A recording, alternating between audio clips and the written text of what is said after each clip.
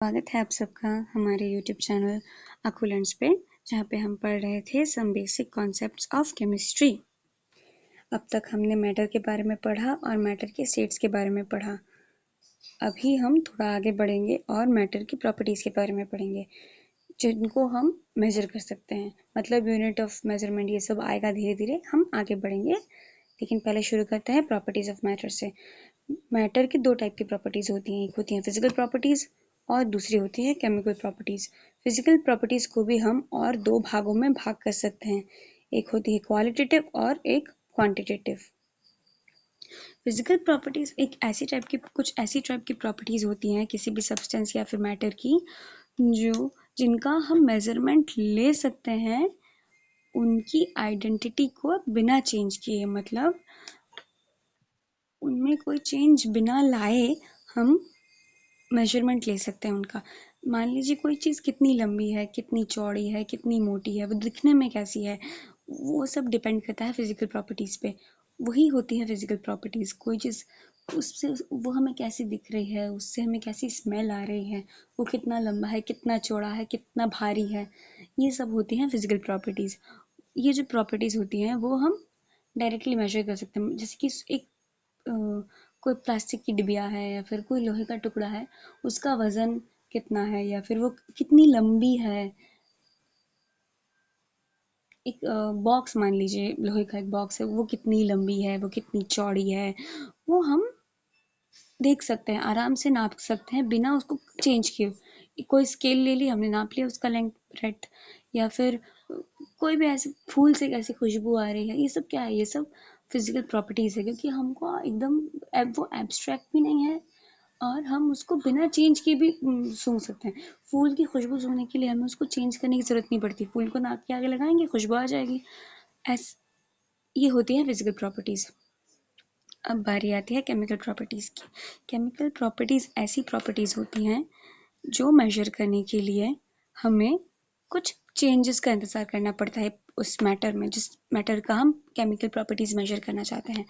मान लीजिए किसी चीज़ की हम एसिडिटी देखना चाहते हैं, बेसिसिटी देखना चाहते हैं, या फिर और कोई दूसरी केमिकल प्रॉपर्टीज़ देखना चाहते हैं, तो हमें एक तो मान लीजिए हमें पता करना पड़ेगा ना कि उसकी एसिडिटी बढ़ी है कि घटी है। मतलब कुछ परिवर्तन हुआ होगा उसमें, कुछ चेंज करना पड़ता है, तब हमें पता चलता है उसके केमिकल प्रॉपर्टीज़ के बारे में। केमिकल प्रॉपर्टीज़ के बारे में हम बाद में डिस्कस करेंगे, फिलहाल हम फिजिकल प्रॉपर्टीज़ में ही रहते हैं। तो फिजिकल प्रॉपर्टीज़ के मेजरमेंट के बारे में हम बात कर रहे थे। फिजिकल प्रॉपर्टीज़ के मेजरमेंट्स के भी कुछ तरीके होते हैं, लेकिन हर चीज़ तो हम आसानी से मेजर नहीं कर सकते ना। कुछ चीज़ें होती हैं क्वालिटेटिव, कुछ चीज़ें होती है क्वांटिटेटिव। क्वांटिटेटिव कोई ऐसी चीज़ होती है जिसको हम, मान लीजिए कोई स्केल हो गया, कोई कुछ हो गया, थर्मोमीटर हो गया, या फिर एक लंबी सी स्केल हो गई, मेजरमेंट टेप हो गई, मेजरिंग टेप हो गई, या फिर वजन का कांटा हो गया। ऐसे जैसे वो हम जो क्वांटिफाई कर सकते हैं कि 2 ग्राम है, 200 ग्राम है, 2 मिलीमीटर है, 200 सेंटीमीटर है, ऐसा कुछ जिसको हम क्वांटिफाई कर सकते हैं, किसी एक संख्या में एक्सप्रेस कर सकते हैं, एक स्पेसिफिक यूनिट में एक्सप्रेस कर सकते हैं, वो होती है क्वांटिटेटिव मेजरमेंट्स। जैसे कि लेंथ हो गई किसी चीज़, क्वांटिटेटिव मेजरमेंट वो कुछ कुछ फिजिकल प्रॉपर्टीज का होता है, कुछ कुछ का नहीं होता। जैसे कि हमने एक बॉल ले लिया, उसका रेडियस हमने नाप लिया, वो हो गई उसकी फिजिकल प्रॉपर्टी। एक टाइप की फिजिकल प्रॉपर्टी जिसका हमने रेडियस नाप लिया। एक लड्डू ले लिया हमने, उसका रेडियस नाप लिया, तो वो उस लड्डू का क्वांटिटेटिव प्रॉपर्टी हो गया। अभी सेम बेसन के लड्डू में से अगर हम उसका खुशबू देखेंगे, तो वो खुशबू हम माप नहीं सकते कि 10 मिलीमीटर है कि 10 ग्राम है। कुछ खुशबू का यूनिट तो हमें नहीं पता। खुशबू तो ऐसी कोई नापने वाली चीज़ नहीं है, खुशबू अच्छी है या फिर बुरी है, खुशबू आ रही है या फिर नहीं आ रही है। तो लड्डू से कुछ ना कुछ खुशबू आ रही है, सोने का नेकलेस कुछ कुछ चमक रहा है, हीरा कुछ कुछ चमक रहा है। कितना चमक रहा है, 200 यूनिट चमक रहा है, 400 यूनिट चमक रहा है, हमें कुछ नहीं पता, बस चमक रहा है। बढ़िया चमक रहा है या फिर नहीं चमक रहा है, चमक कम हो गई है। तो जो चीज़ हम ऐसे क्वांटिफाई करके किसी एक स्पेसिफिक क्वांटिटी में एक्सप्रेस नहीं कर सकते, मेजर नहीं कर सकते, वो होती हैं क्वालिटेटिव चीज़ें। जैसे फिजिकल ऐसी प्रॉपर्टीज जो क्वालिटेटिव होती हैं, मतलब उनका मेजरमेंट लेना थोड़ा इतना आसान नहीं होता। का ऐसा भी कह सकते कि नहीं लेते हम क्वालिटेटिव चीज़ों का कुछ एक अंदाज़ा लगाते हैं कि क्वालिटी प्रॉपर्टीज़ का हम देख के पता चले, जैसे अच्छी स्मेल आ रही है, फ्रूटी स्मेल आ रही है। हम जब धीरे धीरे आगे पढ़ेंगे तो हम पढ़ेंगे कि कुछ कुछ केमिकल्स में से फ्रूटी स्मेल आती है, लेकिन वो फ्रूटी स्मेल का कोई मेजरमेंट नहीं होता, वो एक ऐसी प्रॉपर्टी होती है जिसको हम नहीं माप रहे हैं। लेकिन क्वांटिटेटिव ठीक उसका उल्टा होता है, ऐसी प्रॉपर्टी जिसको हम नाप सकते हैं। कोई चीज़ मतलब कितने कॉन्सेंट्रेशन की है, 2 मोलर है, 2 नॉर्मल है सोल्यूशन, या फिर कोई एक बॉटल का रेडियस कितना है, उसका वॉल्यूम कितना है, ये सब क्वांटिटेटिव प्रॉपर्टीज होती हैं। तो मूविंग ऑन, कोई भी चीज़ मेजरमेंट करने के लिए, मान लीजिए हमारी कंट्री में हम एक यूनिट यूज़ करते हैं, मीटर, किलोमीटर, किलोग्राम, सेकेंड, ये सब यूज़ करते हैं। कोई दूसरी कंट्री और कुछ यूज़ करती है, कोई और एक कंट्री और कुछ यूज़ करती है। तो ऐसे तो मुश्किल हो जाएगी ना। मान लीजिए हमारी कंट्री में से हमें कुछ कुछ 200 टन आलू कहीं पे भेजना है, इम्पोर्ट करना है, लेकिन वो लोग 200 टन में नहीं, कुछ और ही यूनिट्स में मेजरमेंट करते हैं। तो उनका यूनिट और हमारा यूनिट मैच नहीं होगा, तो फिर उनकी प्राइसिंग्स हमारी प्राइसिंग्स मैच नहीं होंगी, फिर हो जाएगी बहुत बड़ी समस्या। ऐसे ही समस्या हो सकती है बहुत सारे यूनिट्स में, अगर अलग अलग कंट्रीज़ में अलग अलग यूनिट्स का हम मेजरमेंट एक्सेप्ट कर लें। हर कंट्री का अलग अलग अगर एक यूनिट होगा और वो एकदम यूनिवर्सली एक्सेप्ट करना भी मुश्किल होगा, सबके बारे में हमें पता भी नहीं होगा, बहुत मुश्किल हो जाएगी, कॉम्प्लिकेशंस बढ़ जाएंगी। तो एक फ्रेंच टर्म से लिया गया एक word, international system of units, या फिर हम कह सकते हैं ऐसा यूनिट्स, वो फ्रेंच वर्ड था, आप देख सकते हैं मेरे से ठीक से प्रोनाउंस नहीं हो सकता है शायद, सिस्टम इंटरनेशनल जी यूनिट्स ऐसा कुछ था। उस यूनिट्स वैसा एक यूनिट बनाया गया और वो फॉलो करता था, मतलब अभी भी करता है, मीटर, किलोग्राम और सेकेंड सिस्टम को। मतलब लेंथ मापने के लिए मीटर, वजन मापने के लिए किलोग्राम और टाइम नापने के लिए सेकेंड सिस्टम को, उस सिस्टम का एडॉप्शन है ये। तो पूरी दुनिया में ये यूनिवर्सल सिस्टम ऑफ यूनिट्स है, पूरी दुनिया भर के लोग ये मानते हैं। जैसे कि मान लीजिए हम बोलते हैं ना, ये कि ये जो टेबल है ये 10 हाथ लंबा है, लेकिन हम हर किसी का हाथ थोड़ी बड़ा बराबर होगा, तो हम बोलेंगे कि इतना मीटर लंबा है, इतना सेंटीमीटर लंबा है, तो आसानी होगी, इसीलिए ये सब इजाद किया गया ऐसा सिस्टम। ऐसे हर कंट्री में ऐसे होते हैं कुछ ऑर्गेनाइजेशंस, संस्थाएं जो इन सब चीज़ों का ख्याल रखती हैं। हमारे इंडिया में भी है, दूसरी कंट्रीज में भी है। जैसे कि कुछ बेसिक यूनिट्स होती हैं, उनका डेरिवेशन करके अलग अलग अलग यूनिट्स और भी बनाई जाती हैं। क्योंकि इधर आप देख सकते हैं बेसिक फिजिकल क्वांटिटीज़ में क्या होता है, सिर्फ कुछ ही क्वांटिटीज़ है, जैसे कि लेंथ है, मास है, इलेक्ट्रिक करंट है, टाइम है, टेम्परेचर है, ल्यूमिनस इंटेंसिटी है और अमाउंट ऑफ सब्सटेंस है। इस टेबल में अगर आप ध्यान से देखें तो उनका सिंबल भी दे रखा है, यूनिट्स भी दे रखे हैं, और यूनिट का सिंबल क्या होगा वो भी दे रखा है। मतलब मीटर लेंथ को हम, लेंथ का सिंबल एल होगा, उसका यूनिट मीटर होगा, और उस मीटर को हम कैसे लिखेंगे, एम लिखेंगे, मतलब 5 m 6 m ऐसे करके। अभी इसी m से हम, मतलब लेंथ से हम किसी चीज़ का वॉल्यूम भी तो निकाल सकते हैं ना। मान लीजिए क्यूब है, उसका वॉल्यूम क्या होगा, length into length into length, इसका मतलब लेंथ का क्यूब होगा, मतलब मीटर का क्यूब। ऐसे ही लेंथ हो गया एक बेसिक फिजिकल क्वांटिटी, और लेंथ से हमने क्या डिराइव किया, हमने वॉल्यूम डिराइव किया, तो वॉल्यूम क्या हो गई हमारी, वॉल्यूम हो गई हमारी डिराइव्ड क्वांटिटी। ऐसे ही और भी बहुत सारी फिजिकल क्वांटिटीज़ हैं जो डिराइव्ड हैं, पर बेसिक यही 7 हैं, इन सातों से ही बाकी क्वांटिटीज़ हम डिराइव करते हैं। हाँ, तो मास और वेट में क्या फ़र्क होता है, एक बहुत ही बड़ा फ़र्क होता है जो कि हम अक्सर भूल जाते हैं और हम कंफ्यूज हो जाते हैं। मास क्या होता है, मास का एक डेफिनेशन आप देख सकते हैं, amount of matter present in substance, ये कांस्टेंट वैल्यू होती है। मास किसी भी सब्सटेंस में, मतलब मान लीजिए आपने एक पत्थर लिया या फिर कोई इंसान लिया, उसके शरीर के अंदर कितना मैटर प्रेजेंट है वो अमाउंट होता है, वो हर जगह सेम होता है। जैसे कि आप नीचे एक पिक्चर देख सकते हैं, अर्थ पे भी मास 10 किलोग्राम है, मून पे भी 10 किलोग्राम है, और स्पेस में भी 10 किलोग्राम है, और उसका ऐसा यूनिट क्या होता है, किलोग्राम। पर वेट जो होता है वो थोड़ा अलग होता है। वेट मास नहीं होता। भले ही हम बोल देते हैं कि मेरा वेट 10 किलो नहीं है, मतलब 45 किलो है, 50 किलो है, लेकिन एक्चुअली थोड़ा थोड़ा नहीं, काफ़ी बड़ा फर्क होता है। वेट एक ऐसा फोर्स होता है जो हम जहाँ पर भी हैं, जैसे कि हम अभी अर्थ पे हैं, अर्थ की ग्रेविटी जो हम पर जो फोर्स एक्सर्ट कर रही है, वो होता है वेट। तो किसी आप नीचे नीचे वाली पिक्चर पे आप फिर से आ जाइए, तो देखिए अर्थ पे वेट आ रहा है 98 न्यूटन, मून पे आ रहा है 16 न्यूटन, और स्पेस में कोई वेट ही नहीं है, 0 न्यूटन। अभी जीरो क्यों न्यूटन आ रहा है? 0 न्यूटन इसलिए आ रहा है क्योंकि ग्रेविटी ही नहीं है, तो वेट कहाँ से होगा? अब ग्रेविटी ही नहीं होगी तो फोर्स कहाँ से एग्जर्ट करेगी, और फोर्स नहीं एग्जर्ट करेगी तो वेट आएगा कहाँ से? तो वेइंग स्केल स्केल के जो स्केल पे जो हम एक्चुअली नापते हैं ना, वो एक्चुअली हमारा मास होता है। 10 किलोग्राम, 15 किलोग्राम, 200 किलोग्राम, 60 किलोग्राम, जो भी हो वो मास होता है। और मास क्या होता है? हमारे शरीर के अंदर या फिर किसी भी चीज़ के अंदर हमारा जो मास है वो क्या है? हमारे शरीर के अंदर जो जितना मैटर प्रेजेंट है उसकी क्वांटिटी है मास। तो मास और वेट का तो हमें पता चल गया। अभी हम आगे बढ़ते हैं प्रीफिक्सेस की तरफ।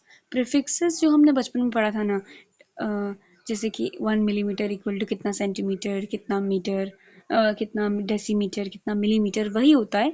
पर अभी हम क्योंकि बड़े हो गए तो सिर्फ डेसीमीटर, सेंटीमीटर और मिलीमीटर से तो हमारा कुछ फ़ायदा होने वाला है नहीं, किलोमीटर से भी नहीं होने वाला है।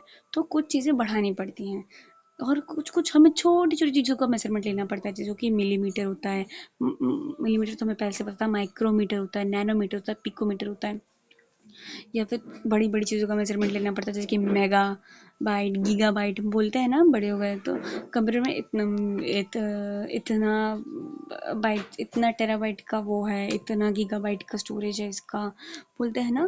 तो वो जो स्टोरेज होता है ना, वो अगर हम 10 के मल्टीपल में अगर हम उसको एक्सप्रेस करेंगे, 10 के फ्रैक्शन में अगर हम उसको एक्सप्रेस करेंगे, तो वो कितना होगा, वो हमें इन सब प्रेफिक्सेस से पता चलता है। आप देख सकते हैं यहाँ पे कुछ प्रीफिक्सेस दे रखी है, आप चाहे तो इसका स्क्रीनशॉट ले सकते हैं। और हमने जिन फिजिकल क्वांटिटीज़ के बारे में पढ़ा था, बेसिक फिजिकल क्वांटिटीज़, थोड़ी देर पहले, उन्हीं फिजिकल क्वांटिटीज़ का, या फिर कुछ और भी फिजिकल क्वांटिटीज़ दे रखी हैं यहाँ पे, शायद लेंथ के अलावा भी फोर्स, प्रेशर है, उनका रिलेशन अगर हम दूसरे ऐसा यूनिट के साथ करेंगे तो वो कैसा होगा? अगर हम लेंथ मान लीजिए एक फिजिकल क्वांटिटी है, तो उसका मीटर के अलावा भी तो कोई यूनिट होगा ना, आंगस्ट्रॉम है और किलोमीटर है, तो उसको हम मीटर के साथ कैसे रिलेट करेंगे? फोर्स फोर्स को हम न्यूटन के साथ कैसे रिलेट करेंगे? प्रेशर को हम कैसे मीटर स्क्वायर के साथ रिलेट करेंगे? दूसरे एसआई यूनिट के साथ कैसे रिलेट करेंगे? वो इस टेबल में दे रखा है। तो हमने पहले पढ़ा था ना कि कुछ बेसिक यूनिट्स होती हैं और कुछ डिराइव्ड यूनिट्स होती हैं। तो इधर हम रिलेटिव जो रिलेशन जो होता है ना, वो एसआई यूनिट डिराइव्ड यूनिट के साथ भी रिलेशन निकाल सकते हैं, और कभी कभी कुछ रिलेशन डायरेक्टली हम डिराइव्ड के साथ निकालते हैं, कुछ रिलेशन क्या होता है, डिराइव्ड के साथ साथ हम बेसिक यूनिट के साथ भी निकाल सकते हैं, या फिर कभी कभी सिर्फ बेसिक यूनिट के साथ भी निकाल सकते हैं। जैसे कि आप देख सकते हैं, लेंथ को हमने मीटर के साथ कम रिलेट कर दिया, फोर्स को हमने डाइन को हमने न्यूटन में कन्वर्ट कर दिया, 10⁻⁻5, या फिर एनर्जी को हमने कन्वर्ट किया जूल्स में, अर्ग को हमने जूल्स में कन्वर्ट किया है। जूल हमारा क्या है, ऐसा यूनिट है, और अर्ग कौन सा यूनिट है, आप मुझे बताएंगे कमेंट सेक्शन में। तो ऐसे हम आगे बढ़ते हैं।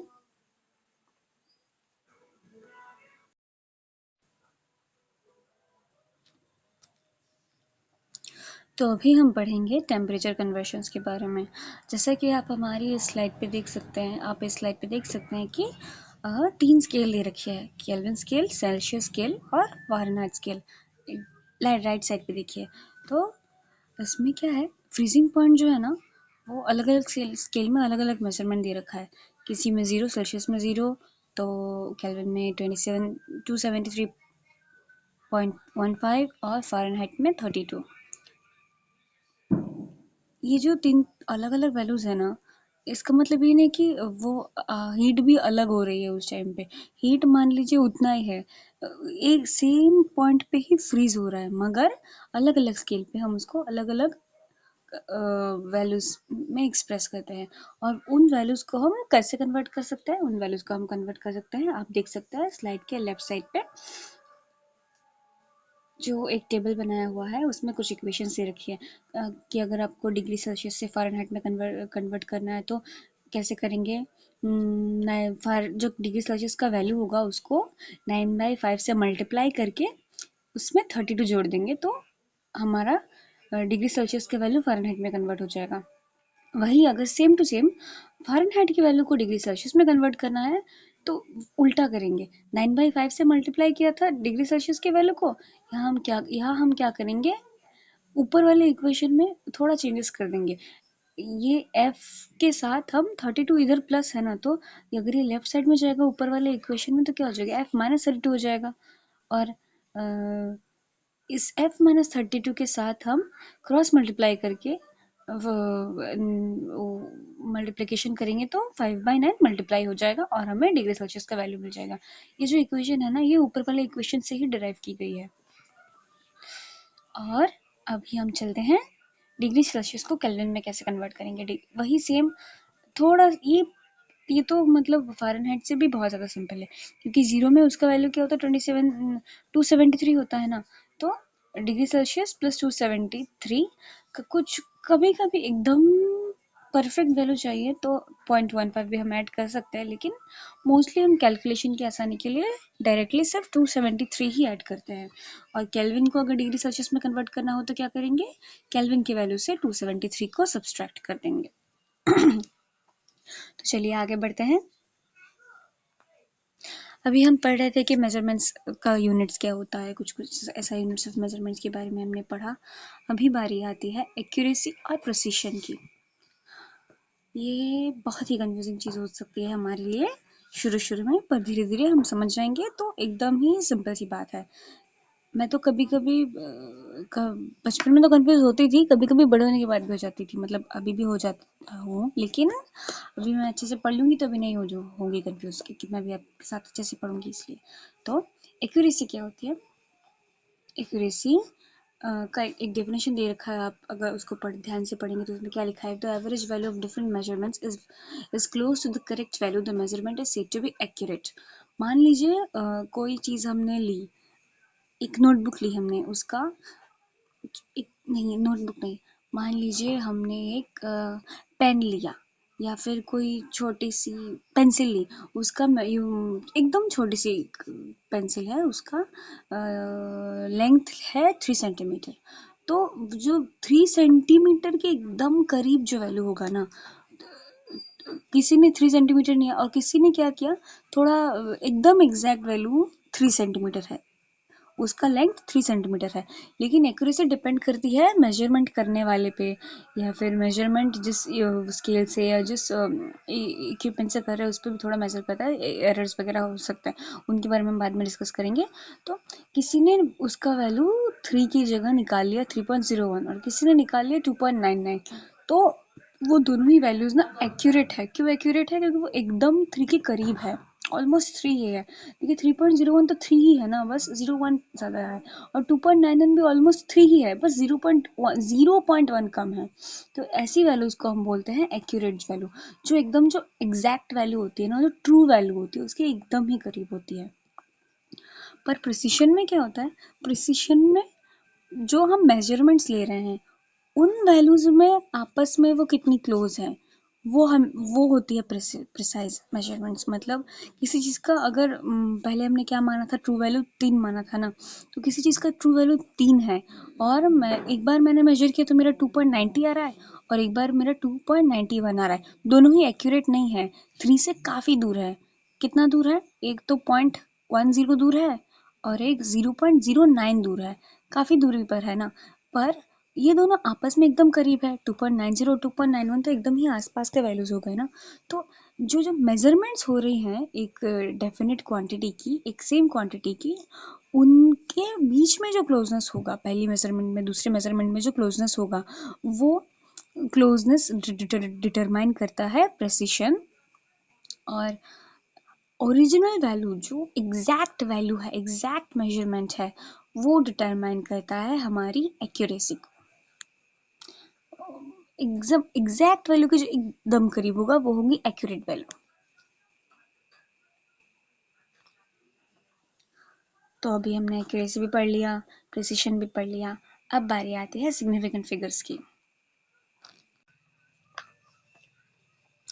तो अभी हम पढ़ते हैं सिग्निफिकेंट फिगर्स के बारे में। सिग्निफिकेंट फिगर्स मतलब वो जो मीनिंगफुल डिजिट्स होती हैं जिनकी हम सर्टेनिटी से बता सकते हैं।